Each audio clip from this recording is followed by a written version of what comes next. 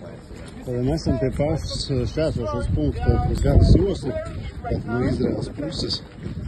Šis ir Rūma šķērsošanas punkts, kur 7. oktobrī tā bija pirmā vieta, kurā Hamas teroristi tātad veica ielaušanos Izrēlā.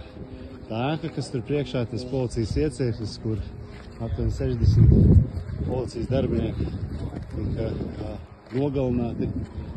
Tāpat arī tur priekšā, tur sanāk, ir pakalns Gazas pusē, no kurienes tad Hamas teroristi ar snaiperu ieročiem šajos kontrolpunktos, kas ir, nogalināja Izraēlas aizsardzības spēkus.